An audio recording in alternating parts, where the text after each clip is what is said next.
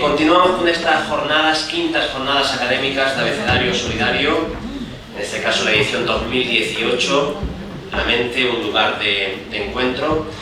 Y tenemos el placer, y yo diría que el privilegio de tener aquí con nosotros y nosotras a una persona, ¿verdad?, que trabaja dentro de este ámbito, tanto como en otros muchos. Cristóbal Fábregas Ruiz, profesor del Departamento de Derecho Civil, Derecho Financiero y Tributario de la UJA, es licenciado en Derecho por la Universidad de Granada, ingresó en 1988 en la carrera fiscal, siendo desde 1990 fiscal de la Audiencia Provincial de Jaén. Pertenece también a la carrera judicial en la que se encuentra en excedencia. Desde el año 1995 es miembro de la sección de protección a las personas con discapacidad, de la que en la actualidad es coordinador.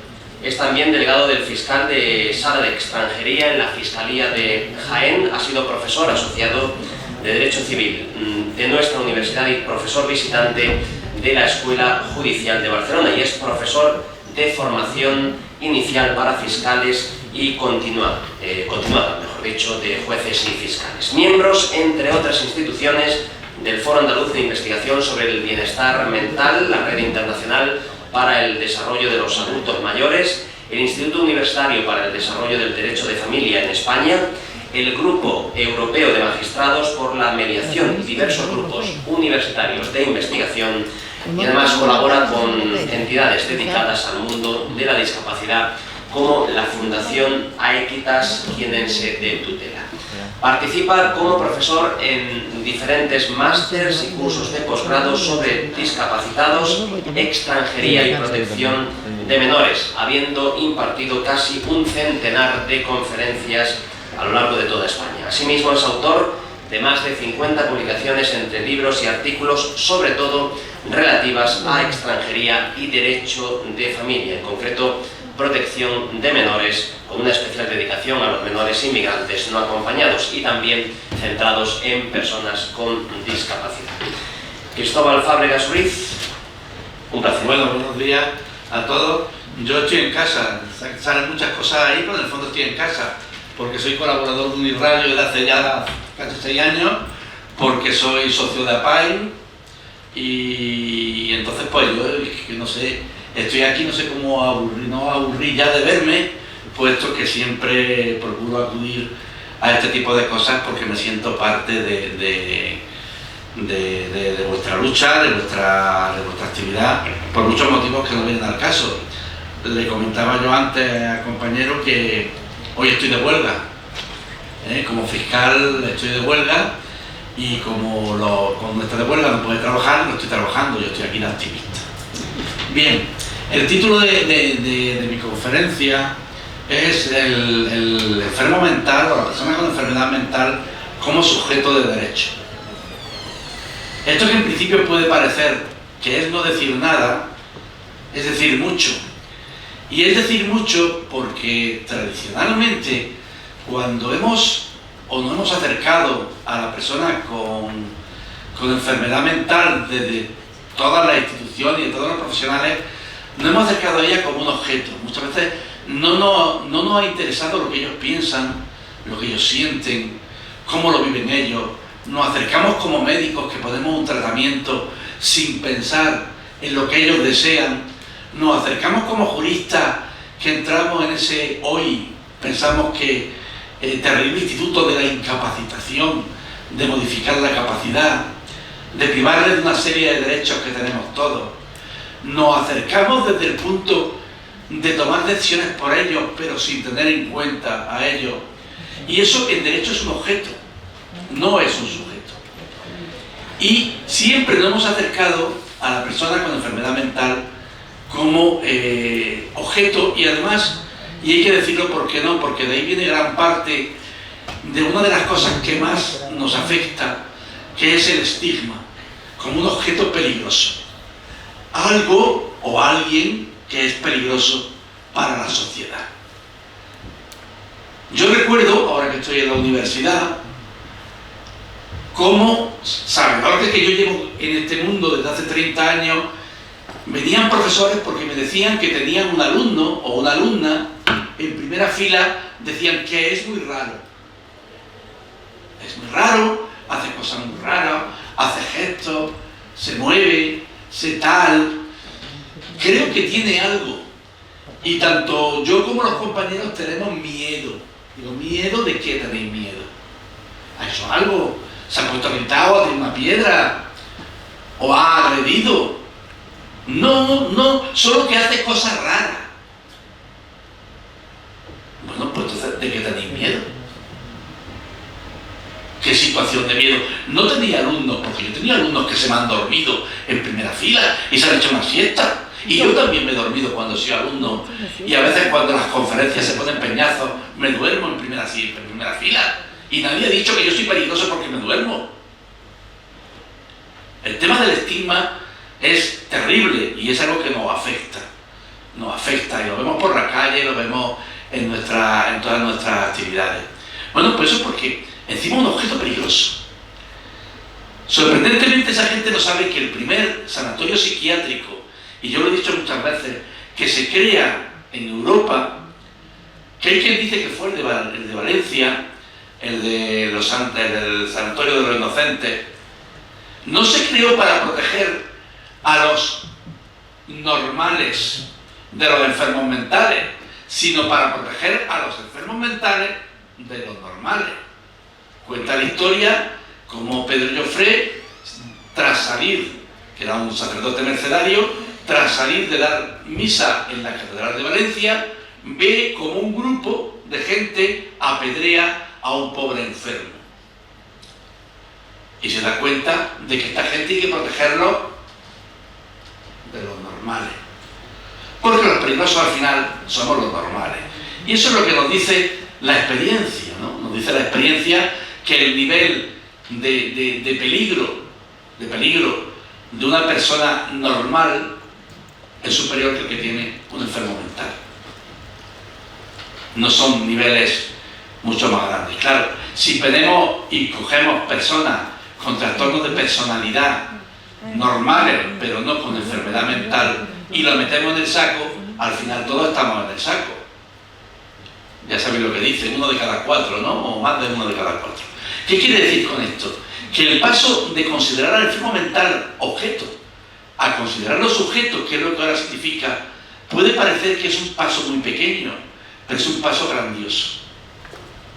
Es un paso de un ir más adelante. Es un paso de darnos cuenta algo que la Convención de los Derechos Humanos de las Personas con Discapacidad, que al principio no estaba pensada, le pasaba algo parecido a lo de la autonomía personal, no estaba pensada para los trastornos mentales graves, pero que sí se le aplica.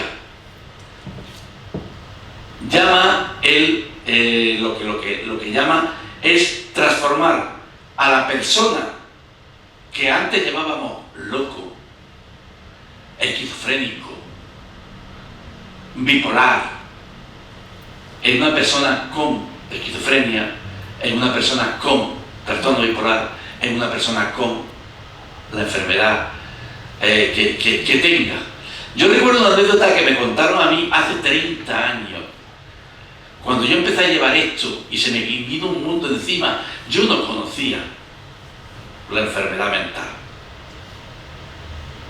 Conocí a algunas personas que gritaban por la calle, en mi pueblo, y decía la gente, pues está loco, se lo han llevado al psiquiátrico y ahora lo traen otra vez, y ahora otra vez chilla. Pero yo no conocía la enfermedad mental. Era algo que se escapaba de mi nivel de conocimiento. Y cuando a mí me ponen, me dicen, tú tienes que llevar esto en fiscalía, pues yo lógicamente entro en pánico. Entro en pánico. Y digo yo, ¿y esto y por dónde voy a salir yo, no? Gracias a Dios conocí a compañeros que ya estaban trabajando en aquel momento en la reforma psiquiátrica, y uno de ellos me contó una anécdota que a mí ha marcado totalmente mi vida. Cuenta que un viejo fiscal, se refería a él mismo, llevaba esta materia en una fiscalía, en la fiscalía de Huelva en concreto. Y un día viene un señor para decirle que por qué él le ha presentado una demanda de incapacidad.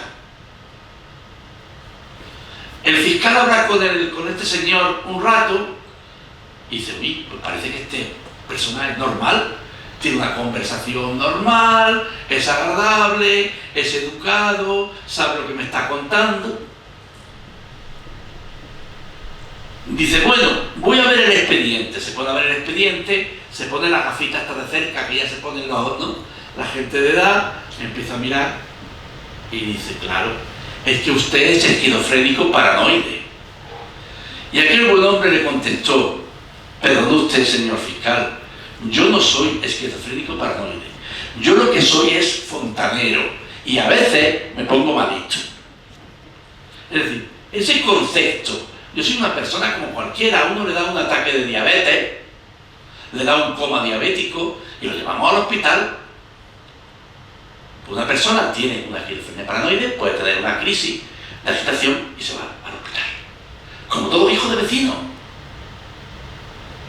¿Qué es más complicado? Pero muchas veces es más complicado el acceder médicamente a la enfermedad mental por dos motivos fundamentales. Uno, por la nula conciencia de enfermedad que muchas veces las personas con enfermedad mental tienen.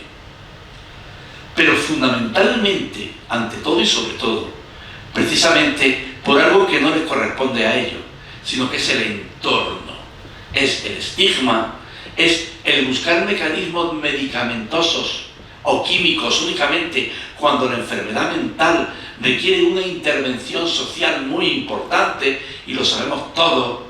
El trabajo es el mejor medicamento muchas veces, el tener una ocupación, el sentirse útil, y eso no lo tienen. ¿Por qué? Porque siguen siendo objetos. Esa idea que vamos superando y que poco a poco hemos ido superando, y repito, la Convención de los Derechos Humanos de las Personas con Discapacidad es un aldabonazo para todos los discapacitados, pero también a las personas con trastorno mental grave, en tanto en cuanto su enfermedad les provoca determinadas discapacidades de carácter social. Es lo que debe servir de foco para todos nosotros. Yo sé que estoy hablando fundamentalmente a convencidos, a personas que sufren el estigma y dicen, yo me gustaría no sufrirlo, por mí, o por mi hijo, o por mi hija, o por mi marido, o por mi hermano. Me gustaría no sufrir el estigma. Me gustaría que cuando yo voy a llevar a mi hijo a un colegio, o cuando yo voy a buscar un puesto de trabajo, que no sea lo más importante que tengo trastorno bipolar. Recuerdo otro caso. Una señora con esquizofrenia la derivan a una residencia de tercera edad, y como no quería irse, se hace un ingreso involuntario en la residencia. Todos conocéis el ingreso involuntario del hospital. Bueno, pues la residencia. Y me llama la directora escandalizada, porque claro, en el auto ponía que, bueno, que tenía esquizofrenia paranoide, que no estaba en condiciones para presentar para prestar por sí misma su consentimiento, y que se le daba el auto. Y la directora me llama escandalizada. ¿Qué hago yo aquí con una esquizofrénica? Digo, pues lo que hace es con una diabética.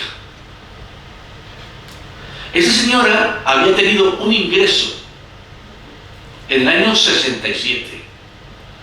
Estábamos a finales de los 90. No había tenido ninguna crisis más. Estaba completamente compensada. De hecho, al final se quedó en la residencia, querían que se fuera, querían echarla, vamos a decirlo así, no la echaron porque la Fiscalía intervino como mecanismo de protección, y murió en la residencia, terminaron encantados con ella. ¿Por qué? Porque era una persona encantadora, que tenía esquizofrenia paranoide, sí, pero era una persona encantadora. ¿Cuántos no tienen esquizofrenia paranoide y no hay quien los soporte? ¿Por qué? Porque estamos hablando de sujetos, estamos hablando de personas, estamos hablando de realidades vitales, con sus condicionamientos, con sus relaciones de familia, con sus cariños, con sus amores. Todo esto lo tiene.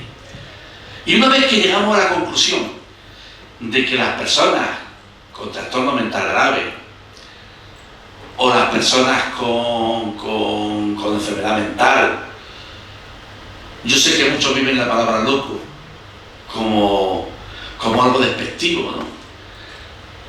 Pero yo, como tuve la suerte de leer un librito de Erasmo de Rotterdam que se titula El elogio de la locura, precisamente lo veo de una forma no despectiva, sino admirativa. Porque Erasmo llega a la conclusión de que si el mundo existe es precisamente porque existen personas que son capaces de situarse por encima de los demás en una situación de locura. Yo creo que esto es algo idílico, pero a veces hay que recordarlo también, porque podemos hablar, y recordaré a algunos, los que sois más antiguos en APAEN, que una vez en una jornada que hicimos aquí en Jaén, yo precisamente de lo que hablé fue, también lo hice en un programa de radio, sobre esas grandes personas que han padecido diagnosticadas trastornos mentales graves y que son referentes en nuestro mundo. Premios Nobel, grandes literatos, personas muy significativas y que han movido el mundo. Y eran personas que padecían un trastorno mental grave. Luego, ¿a qué estamos jugando? Bueno, pues lo que estaba diciendo. Una vez que llegamos a esa conclusión, la segunda parte es, bueno, pues las personas con enfermedad mental tienen los mismos derechos que el resto de los ciudadanos. O deben tener los mismos derechos que el resto de los ciudadanos. Y aquí es donde nos encontramos con un nuevo estigma. Porque, ¿qué soluciona el derecho? ¿Qué puede solucionar el derecho? El derecho es un instrumento. El derecho en el fondo es algo que nos sirve para solucionar problemas. No es una panacea de nada. Y lo que es muy importante, y es que no es algo que puede cambiar conducta. El derecho no cambia conducta, no cambia comportamiento. Cuando la familia viene, yo lo primero que le pregunto, digo, mire usted, ¿y esto qué le pasa a su padre o a su madre? ¿Está usted seguro que es consecuencia de la enfermedad? Porque personas que no dejan que nadie entre en su vida, cabezonas, es que no se deja ayudar. ¿Cuánto hay a nuestro alrededor que por lo menos que sepamos ni tienen, ni han tenido, ni van a tener ningún tipo de enfermedad mental? ¿Cuántas personas hay tan celosas de sí mismos que es incapaz uno de acceder, pues, a su forma de pensar, a su forma de vivir? El hecho de que su madre viva de esta manera ¿es porque tiene una enfermedad mental? ¿O es porque ella es así? Porque las personas no somos todos iguales. Porque si usted viene a buscar una intervención jurídica de control de comportamientos personales que no tienen absolutamente nada que ver con la enfermedad, usted me está pidiendo a mí que actúe de una forma que el derecho no me permite, porque es contraria a la dignidad de la persona. Yo no puedo intervenir para que su hijo no se eche novia o para que su hija no se eche novio. ¿Qué hago? ¿La ato en la cadena? Digo, que la ate en la cadena a la pata de la cama para que no salga. Y usted preocúpese de que no entre nadie de fuera. ¿No? Eso es algo que lo vemos muchas veces con el tema del síndrome de Diógenes. El síndrome de Diógenes, que generalmente la gente piensa que hay detrás un trastorno mental, o las personas sin hogar. Es cierto que la calle afecta mucho, pero muchas de las personas que están sin hogar no tienen trastorno mental grave. Tienen una serie de experiencias vitales duras y tiene un deterioro provocado por estar fuera en la calle y acostumbrándose a vivir. De hecho, lo que hacemos en Fiscalía cuando viene un síndrome de Diógenes, primero vamos a ver si hay algo. Y los estudios dicen que están a un 50%, el 50% en medio de vida, personas que quieren vivir de determinada manera, y el otro 50% son efectos de patología o deterioro psicológico o mentales. Si va de tiempo a decir. Es decir, ese planteamiento tenemos que hacerlo. Luego no siempre se puede actuar Porque no vamos a modificar actitudes, no vamos a modificar a las personas. Eso es importante que lo sepamos cuando acudimos, porque ya estamos hablando del enfermo mental como sujeto de derecho. Tenemos que saber lo que quieren y tenemos que saber lo que él necesita también en su vida. Mirad, hay un derecho fundamental, un derecho humano fundamental que no reconoce nuestra Constitución, que no se reconoce por la Declaración de los Derechos Humanos de 1948, ni por muchos de los documentos internacionales. Es el derecho a ser felices, el derecho a la felicidad. Solamente la Declaración de los Derechos del Hombre y del Ciudadano, que dio lugar a la Declaración de Independencia de los Estados Unidos, establece como derecho fundamental del ciudadano el derecho a la felicidad. Ese es uno de los máximos derechos del ser humano. Y es uno de los máximos derechos que todos debemos tener y que deben tener también los enfermos mentales. Y el derecho a la felicidad parte por los gustos. Compra muchos libros. Quizás es porque yo me siento identificado. Porque si cualquiera va desde fuera, dice, ¿y este por qué se compra esos libros que a lo mejor no lee? Pues mire usted, porque a mí me gusta comprarme libros. Cada uno se rodea de lo que quiere. Y yo tengo la nefasta manía de comprarme libros. Libros que por su característica, o libros por su... Algunos los leo, otros al final la vida me va pasando y me doy cuenta que no lo he leído, porque no lo compro para leerlo ahora, a lo mejor lo compro para posponer más adelante su lectura. Y hay gente que me ha dicho, oye, ¿por qué compras tantos libros si ya no tienes ni dónde tenerlos? ¿Para qué te gastas el dinero en libros? Pues mire usted, porque me gusta. Pues yo he tenido dos hermanos que compraban y gastaban su dinero en libros. Aquello era lo que era un problema, que compran muchos libros. Y algunos todavía los tienen con el plastiquillo.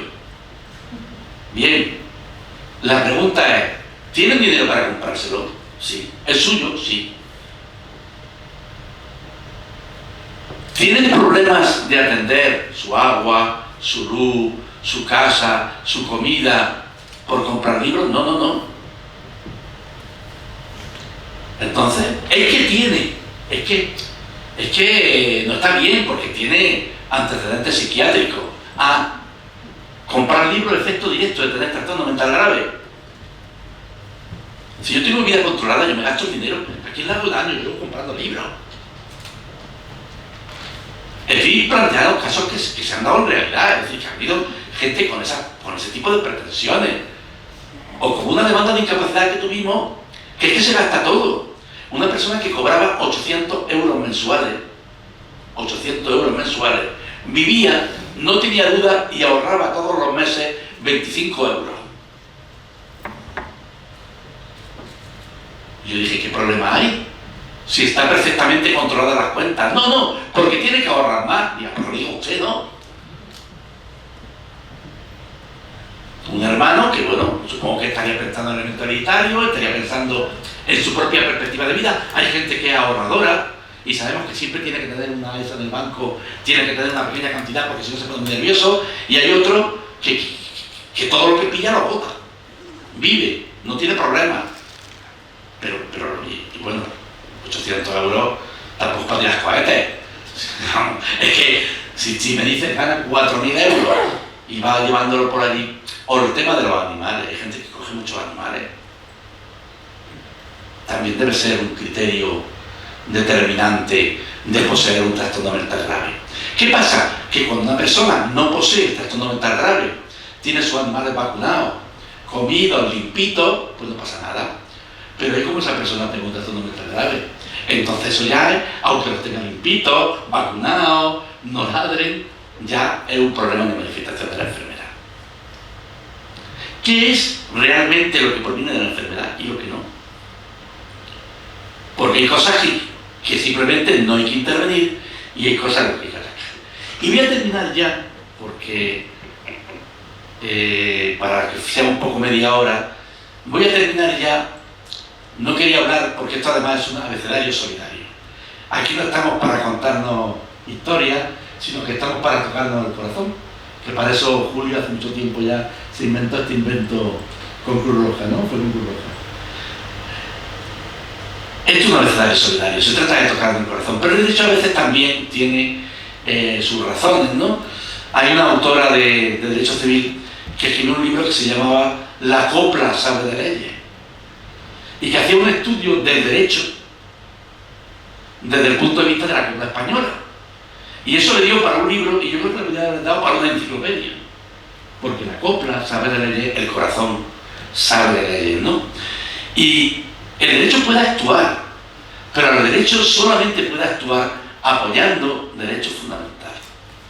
El derecho solo debe actuar haciendo que personas que socialmente, y ahí está el artículo 49 de la Constitución, y está el artículo, creo que es el 9, que socialmente están en una situación de desventaja como consecuencia de un aspecto propio, pensemos en la enfermedad, el trastorno mental grave, pero podría ser cualquier otra.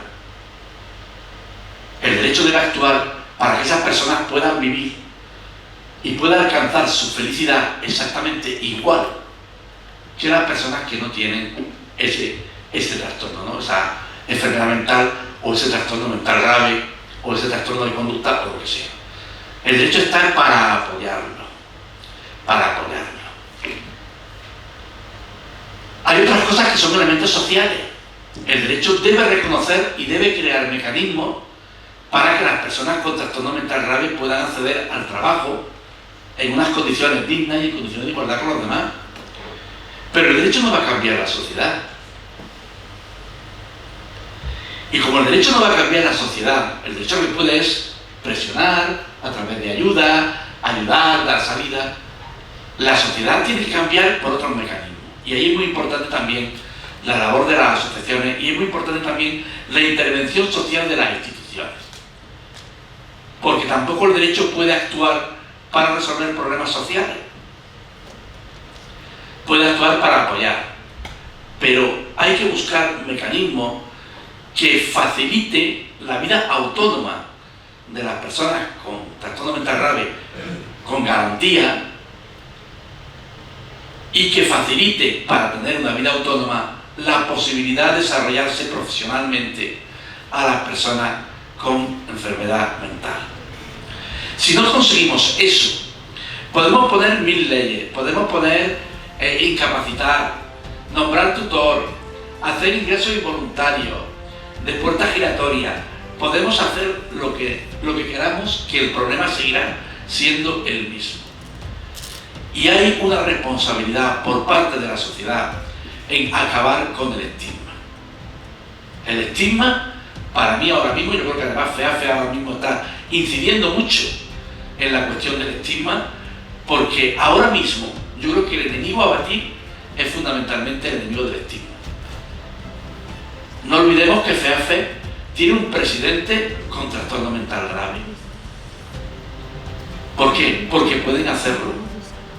Sencillamente. Posiblemente hace 10 años nos dicen que vamos a tener un presidente con trastorno mental grave y posiblemente